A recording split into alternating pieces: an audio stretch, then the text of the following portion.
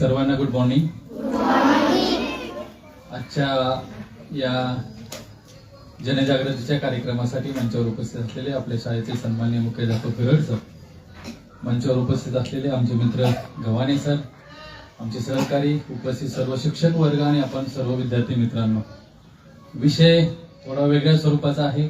आजपर्यंत अनेक व्याख्यानं, चर्चासत्र किंवा अनेक गोष्टी तुम्हाला तुमच्या समोर झाल्या असतील, परंतु आज थोड्या वेगळ्या विषयावरती आम्ही तुम्हाला मार्गदर्शन करणार आहोत. खऱ्या अर्थानं आम्ही नेहमी असं म्हणतो की शाळा हे संस्काराचं विद्यापीठ आहे. शाळेमध्ये आपल्याला कसं राहायचं, कसं बोलायचं, कसं चालायचं, कसं वागायचं या संदर्भात आपले गुरुजन वर्ग नेहमी मार्गदर्शन करत असतात. पण या व्यतिरिक्त आम्ही येऊन तुम्हाला काय मार्गदर्शन करणार याचा उद्देश थोडक्यामध्ये मित्रांनो मी तुम्हाला सांगतो. WHO ज्याचं नाव तुम्ही चांगल्या पद्धतीने ऐकलं असेल, ज्याला आपण वर्ल्ड हेल्थ ऑर्गनायझेशन असं म्हणतो, याला मराठीमध्ये जागतिक आरोग्य संघटना असं म्हणतो. या जागतिक आरोग्य संघटनेने मित्रांनो एक सर्वे केला आणि त्या सर्वेमध्ये त्यांना असं आढळलं की जगामधले 70% लोक हे तणावाखाली वावरतात. किती टक्के? 70% लोक तणावाखाली वावरतात. आणि बघा, आपण मोठ्या व्यक्तीला समजू शकतो, त्याला ताण असेल, कारण त्याच्या आर्थिक समस्या असतात, सामाजिक समस्या असतात, कौटुंबिक समस्या असतात, अनेक प्रश्न असतात. त्याच्यामुळे ती व्यक्ती तणावामध्ये येणं साहजिक आहे. परंतु तुम्ही ज्या वयामध्ये आहात, या विद्यार्थी वयामध्ये विद्यार्थ्यांना नेमकं कुठल्या गोष्टीचं टेन्शन येतं, कुठल्या गोष्टीचा ताण येतो आणि हा ताण कमी करण्यासाठी आपण काय केलं पाहिजे, बरोबर आहे. माझा पहिला प्रश्न तुम्हाला असा आहे की तुम्हाला टेन्शन येतं का? येतं. कशाचं येतं? अभ्यासाचं. ठीक आहे, अभ्यासाचं टेन्शन येणं साहजिक आहे. परंतु बरेचसे विद्यार्थी असतात या वयामध्ये, बघा, थोड्या थोड्या गोष्टीला लगेच रिॲक्ट करतात आणि त्यांच्यामध्ये रागाचं प्रमाण खूप वाढत जातं. तुम्हाला राग येतो का? येतो. राग आल्यावर काय करता तुम्ही? हा, चिडचिड करतो. ओके, अजून काय करता? काय करता? ओरडतो. ओके, मुलं काय करता? हा, मारतो. वापस बोलतो किंवा हातातल्या वस्तू यस फेकून देतो. मुली काय करता विशेषतः राग आल्यावर? हा, रडत बसता,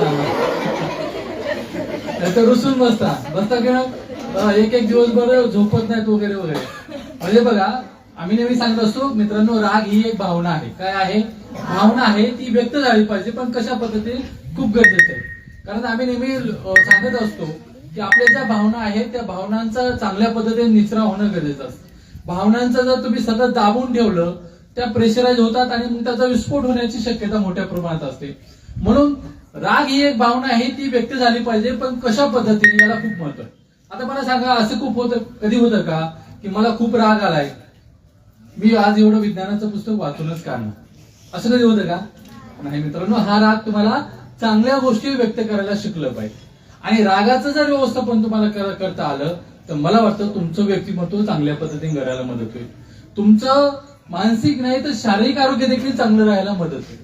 कारण रागातून जसं तुम्ही सांगितलं, चिडचिडेपणा निर्माण व्हायला सुरुवात होतो, बेचैनी निर्माण व्हायला सुरुवात होते, उदासीनता निर्माण व्हायला सुरुवात होते, मन लागत नाही, आपल्या शाळेत इतरांशी मैत्रिणीसोबत जमत नाही, घरी भाऊ असेल बहीण असेल त्यांच्यासोबतही जमत नाही, आणि मग हे आपल्या व्यक्तिमत्वामध्ये हे विकृत लक्षणं आपल्यामध्ये दिसायला लागतात. आणि म्हणून सर्वात पहिली गोष्ट आहे की या रागाचं व्यवस्थापन आपल्याला करता आलं पाहिजे. हा राग चांगल्या गोष्टीवर व्यक्त करायला आपण शिकलं पाहिजे.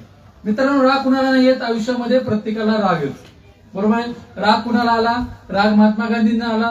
महात्मा गांधींनी काय केलं? अहिंसा हे शस्त्र बनवलं आणि या देशाला स्वातंत्र्य मिळवून देण्यात मोलाची भूमिका बजावली. राग मित्रांनो, एका गरीब मुलाला स्वतःच्या गरिबीचा राग आला आणि तो मुलाने एवढा अभ्यास केला, भारताचे सर्वात मोठे शास्त्रज्ञ झाले, भारताच्या सर्वोच्च पदावरती विराजमान झाले. काय नाव होतं त्यांचं? Yes, doctor APJ Abdul Kalam. राग छत्रपती शिवाजी महाराजांना आला. येथील जनतेवर होणारा अन्याय, अत्याचार, चीड याचा राग छत्रपती शिवाजी महाराजांना आला. त्यांनी काय केलं? स्वराज्य निर्माण केलं. म्हणजे बघा मित्रांनो, राग प्रत्येकाला येतो, पण या रागाचं जर व्यवस्थापन तुम्हाला करता आलं, हा राग जर तुम्हाला चांगल्या गोष्टी व्यक्त करायला शिकला, तर मला वाटतं तुमचं व्यक्तिमत्व संतुलित राहायला मदत होईल. नसता तुम्ही जर सांगितलं की जसं चिडचिडेपणा निर्माण होतो आणि मग अभ्यासावरती पण याचा परिणाम होतो. आमच्याकडे आज बरेच विद्यार्थी येतात, त्यांच्या समस्या असतात, सर मी खूप अभ्यास करतो परंतु माझ्या लक्षातच राहत नाही. होतं का असं तुम्हाला? हा, होतं. खूप राग, काय काय म्हणतात, सर मी अभ्यासाला बसतो, अभ्यास करायला बसतो, माझ्या हातामध्ये पुस्तक असतं परंतु माझ्या डोक्यामध्ये दुसरेच विचार चालू असतात. होतं का असं? माझं मन दुसरीकडेच फिरत राहतं.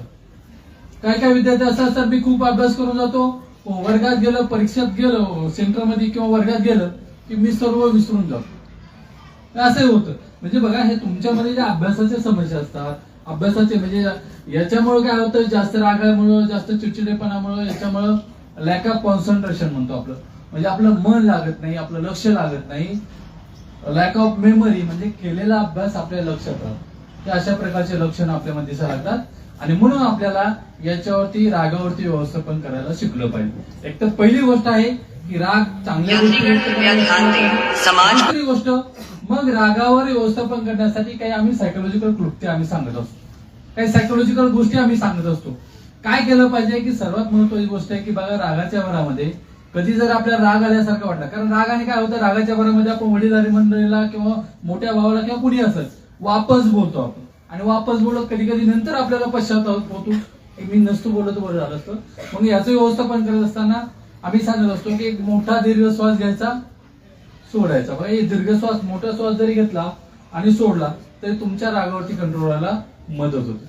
दुसरी गोष्ट, दुसरी सायकोलॉजिकल कृती सांगत असतो की रागाच्या भरामध्ये कोणी आपल्याला बोलायला लागले, कोणी आपल्याला बोलतंय, रागवतंय किंवा काही असं समथिंग, अशा वेळेस आपण मनात उलटी उजळणी म्हणायचा प्रयत्न करायचा. उलटी उजळणी म्हणजे काय, 10, 9, 8, 7, 6, 5, 4, 3, 2, 1 अशी मनात उलटी उजळणी म्हणायचा प्रयत्न करायचा. का, याच्यामुळे रागाचं व्यवस्थापन का होतं, कारण काय असतं मित्रांनो, रागाच्या भरामध्ये आपल्या मेंदूमध्ये काही लहरी निर्माण होत असतात आणि त्या काही वेळासाठी समाज को आगे ले जाने वाली गाड़ी स्कूल के रास्ते से होकर गुजरती है.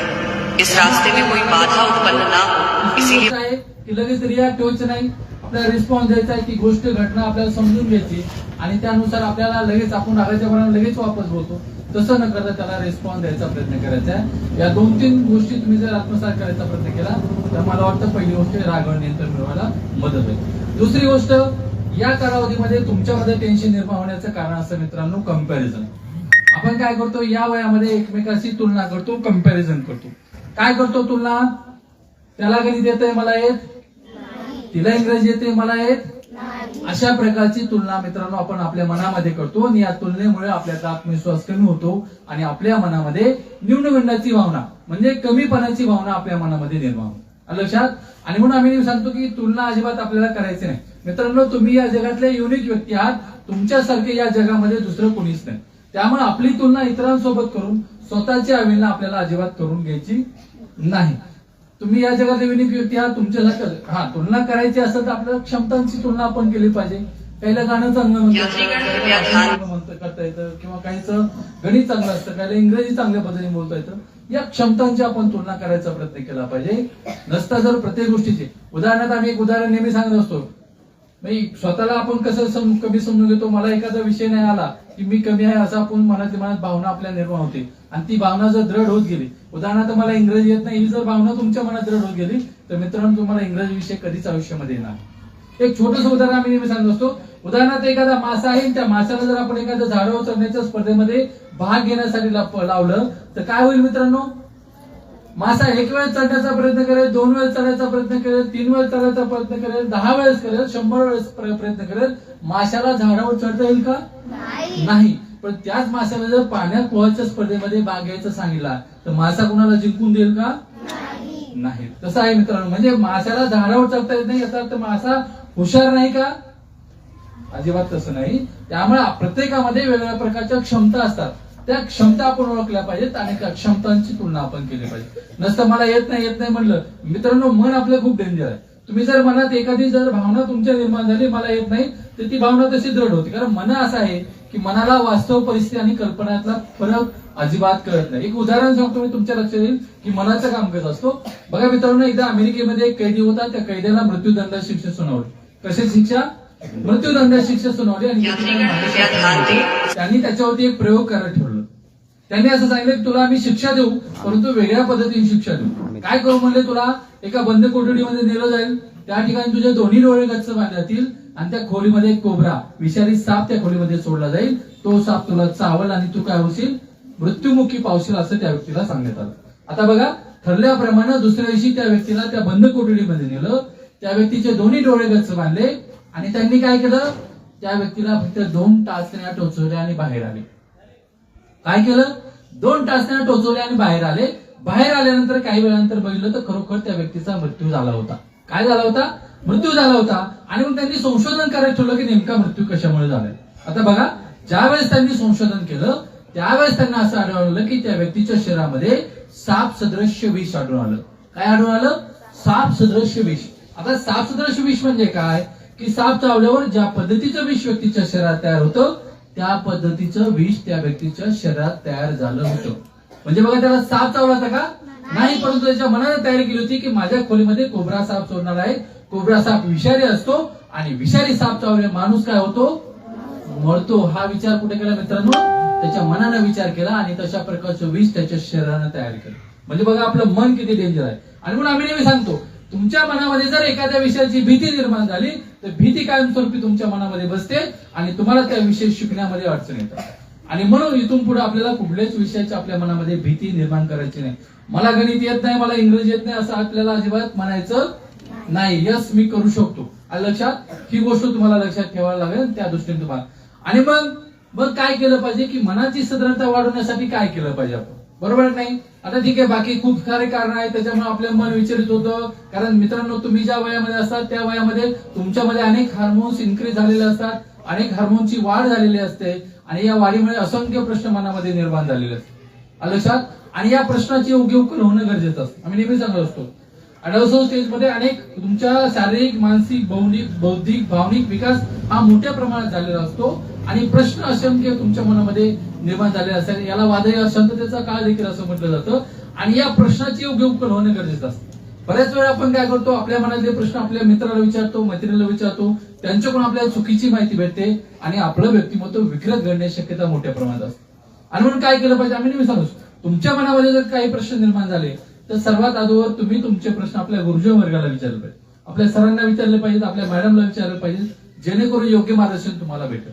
या व्यतिरिक्त तुमच्या मनामध्ये जर काही प्रश्न निर्माण झाले तर शासनाने आपल्यासाठी एक टोल फ्री क्रमांक सुरू केला मित्रांनो.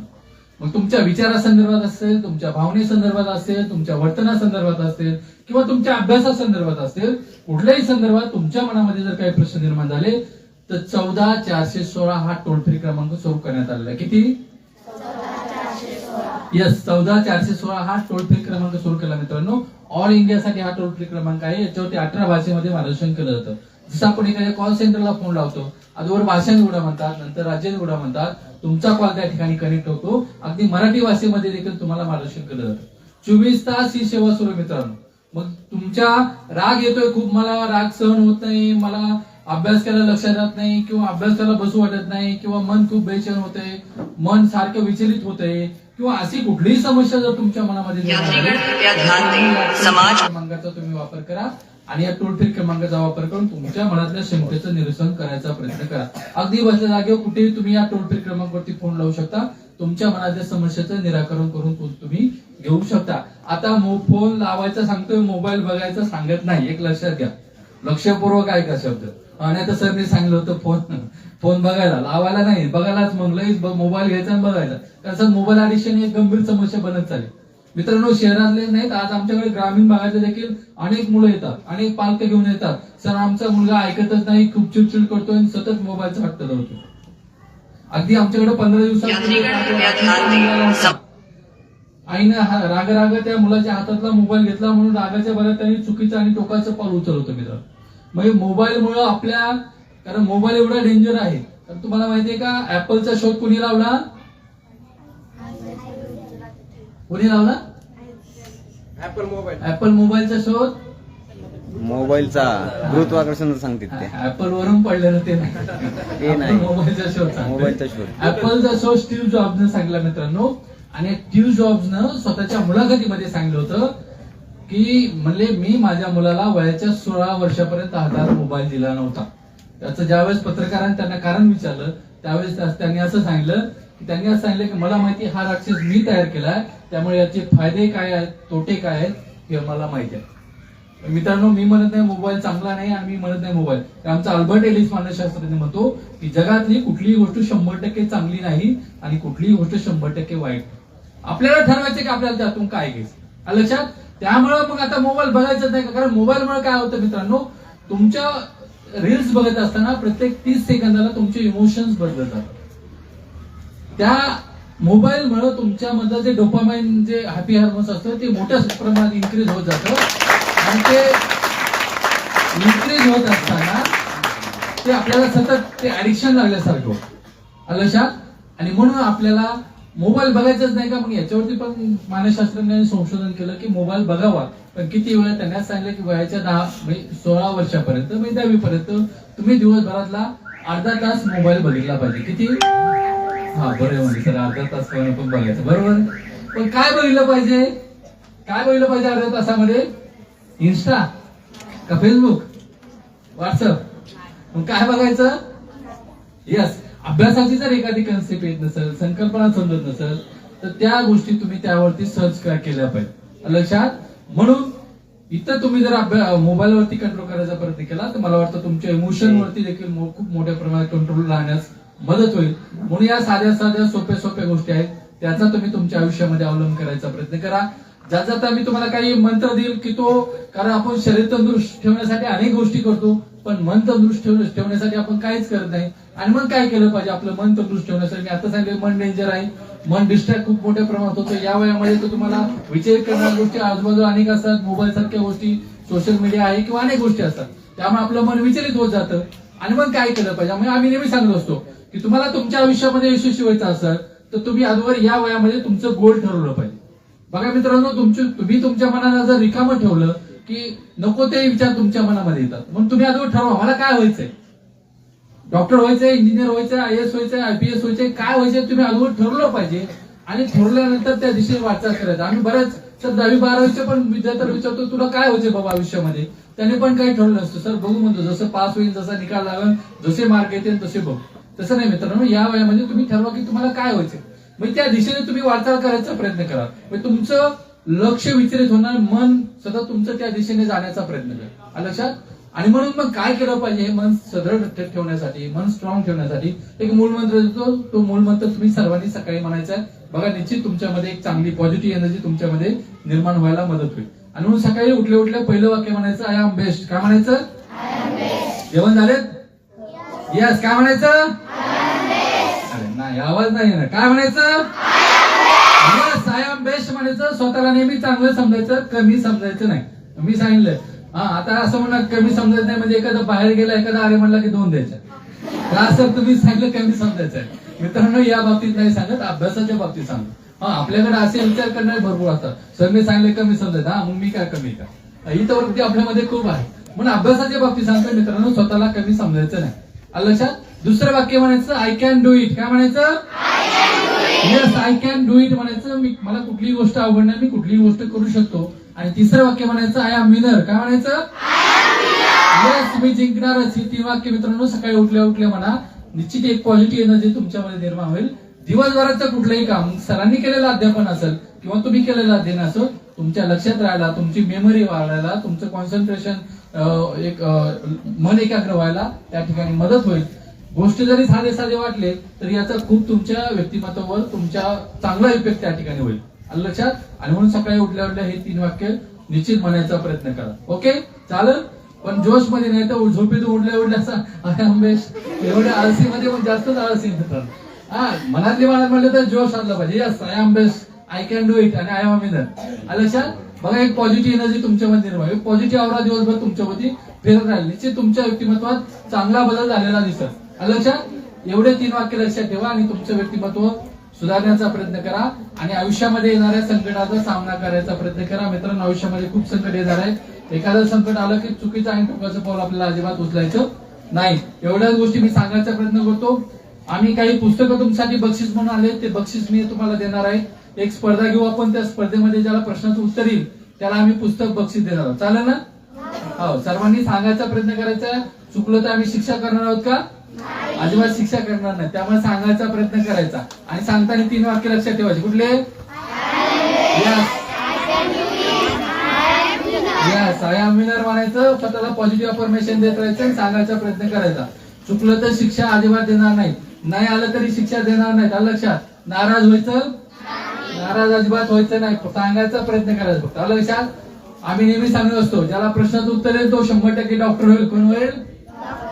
येस, कोण होईल? यस, बघूया आता कोणाला डॉक्टर व्हायचंय. आणि नाही आलं तरी टेन्शन अजिबात घ्यायचं. आम्ही म्हणत असतो ज्याला प्रश्न उत्तर येणार नाही तो 100% कलेक्टर होईल. कोण होईल? बघूया आता कोणाला डॉक्टर होते आणि कोणाला कलेक्टर. चालेल. चला पहिला प्रश्न.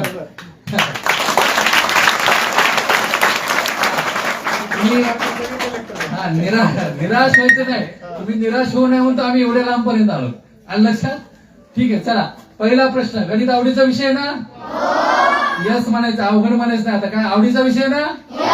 यस. पहिला प्रश्न गणिता विचार. चालेल? हा चला लक्षपूर्वक आहे का प्रश्न फक्त विचारा तुम्ही. एकदम सोपा प्रश्न. हा एवढं टेन्शन नाही. एकदम सोपा प्रश्न. फक्त प्रश्न लक्षपूर्वक आहे का? चालेल? चला.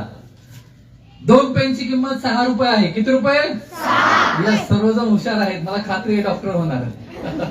प्रश्न लक्षपूर्वक आहे का? 2 पेनची किंमत 6 रुपये आहे तर 21 रुपयामध्ये किती पेन येतील? हा खाली बसून उत्तर द्यायचं नाही. फक्त आता बोट वर करायचं. हो बरोबर. 7 जोरदार टाळ्या वाजवा. काय नाव आपलं? हा डॉक्टर मुक्ताई मॅडमचं अभिनंदन. जोरदार टाळ्या वाजवा. खाली बसलं म्हटलं कॉमन उत्तर देत नाही. फक्त हाताचं बोट वर करायचं. हाताचं बोट आतून वर करेन त्याला प्रश्न विचारा. जोरदार टाळ्या वाजवा डॉक्टर मॅडमसाठी. चला अभिनंदन. चला दुसरा प्रश्न. मुलं आंबे किस्से कम नाही का? कमी आहेत तुम्ही? नाही. यस. चला पुढचा प्रश्न. पुढचा विज्ञानाला विचारतो. विज्ञान अवघड आहे सोपं आहे? यस. चला विज्ञानाला विचारतो. फक्त हाताचं बोट वर करायचं. बसले बसले उत्तर द्यायचं. सोपा प्रश्न. अवघड नाही. सोपा. मानवी शरीरामध्ये बघा प्रश्न लक्षपूर्वक आहे का? मानवी शरीरामध्ये सर थांबा. प्रश्न तर विचारू द्या आम्हाला. मानवी शरीरामध्ये प्रौढ व्यक्तीच्या हाडांची संख्या किती असते? कॉमन नाही यार. कॉमन उत्तर नाही ना रे. नाही प्रश्न बाद झाला ना. तुम्ही सर्वांनी. मी काय म्हणलो तुम्ही कॉमन उत्तर दिलं प्रश्न बाद होणार. कॉमन उत्तर द्यायचं नाही. हा हाताचं बोट. मला माहिती तुम्ही खूप हुशार. फक्त हाताचं बोट वर करायचं. सर्वजण डॉक्टरांना एकदा जोरदार टाळ्या वाजवू सगळं. ओके. चला आता पुढचा प्रश्न.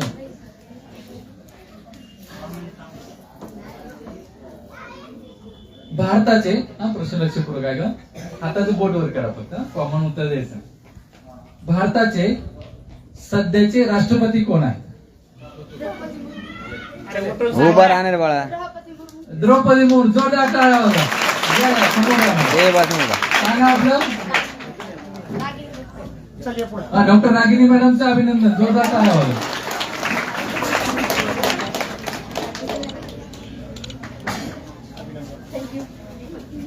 चला आता शेवटचा प्रश्न. 3च प्रश्न आम्ही विचारणार आहोत.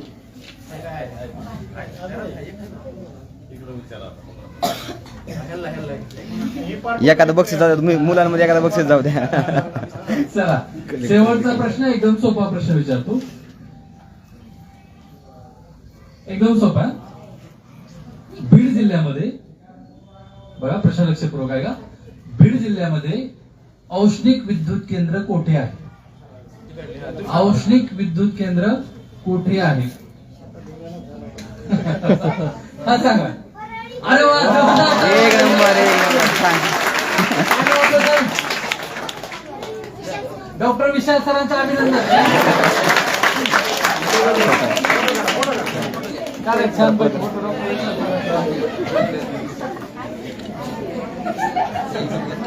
सर एक मिनिट. तुला सर आपण. अरे वा 5ला. जोरदार टाळ्या वाजवा. चला मित्रांनो सर्व विजेत्या डॉक्टर साहेबांचं अभिनंदन. एकदा जोरदार टाळ्या वाजवा त्यांचा. आणि राहिलेल्या सर्व कलेक्टर साहेबांचं पण अभिनंदन. स्वतःसाठी जोरदार टाळ्या वाजवा. मित्रांनो, यश मिळवायचं असेल तर अभ्यासाशिवाय कुठलाही शॉर्टकट नाही. त्यामुळे अभ्यास करा, निश्चित तुम्ही तुमच्या आयुष्यामध्ये यशस्वी व्हाल. काही अडचण आहे ते टोल फ्री क्रमांकावर संपर्क साधा. इथं आल्याबरोबर आपल्याशी संवाद साधण्याची संधी दिली त्याबद्दल